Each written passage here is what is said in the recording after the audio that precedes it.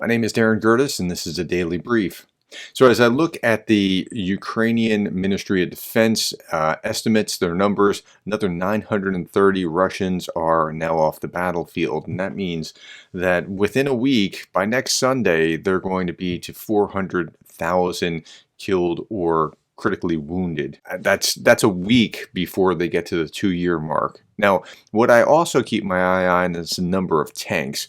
Notice 12 tanks were also destroyed yesterday, and that's important because Russia can create the equivalent of about 3 a day. So to knock out 4 times that, that's a good day for Ukraine. Ukraine downs 40 drones overnight. That's 40 out of 45. So 5 got through, but that's pretty good as a ratio goes. That's pretty high. Now, as I read this article, I was wondering to myself, how much air defense artillery do they have left? Like, we're reading articles like this that came out just a couple of days ago. Ukraine's ammunition hunger becomes a famine. They lack artillery and air defense ammunition, and that's causing a problem elsewhere. So knocking down 40 out of 45 is great if you have enough, but if you don't have enough and that causes a whole different problem, I'm nervous about it. Okay, next. Kyiv claims Russian military is using Musk's Starlink in occupied areas. And now this is a problem. Ukraine's defense officials have claimed that Russian forces in areas of eastern Ukraine that they occupy are using terminals of Elon Musk's satellite internet service, Starlink. And they've caught some kind of intercept that shows them that, yes, this is happening.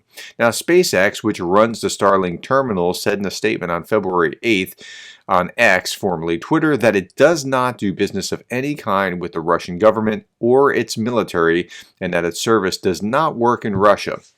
Well, apparently the Russians are actually using it, but they're right. They do not work in Russia because Ukraine is not Russia.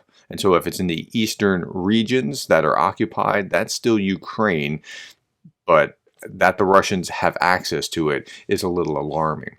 Okay, this last story is very troubling to me.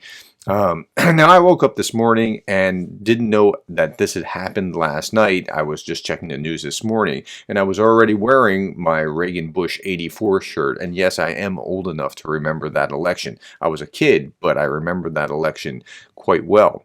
This is what Trump said on the campaign trail, and I can't understand how anyone who is a Republican can think that this is actually a good statement. Now remember, Ronald Reagan famously called the Soviet Union the evil empire. Reagan would be rolling in his grave if he heard Trump say this. Of the presidents of a big country stood up and said, well, sir, if we don't pay and we're attacked by Russia, will you protect us? I said, you didn't pay? You're delinquent? He said, yes, let's say that happened. No, I would not protect you. In fact, I would encourage them to do whatever the hell they want. You got to pay. Okay, I understand his point about having to pay into NATO, and they should be paying, but you would encourage Russia to do whatever they want. Like, NATO was formed to prevent additional Soviet aggression.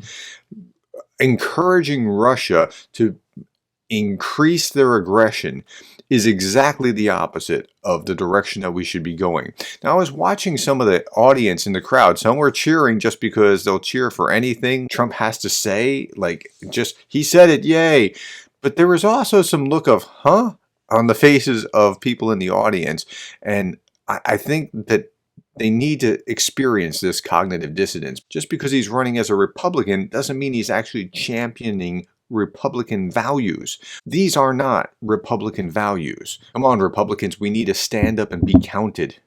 Okay, that's all that I have to say. Thank you for the likes, the shares, the subscribes, and the coffees, and thank you for being the kind of person that cares about Ukraine.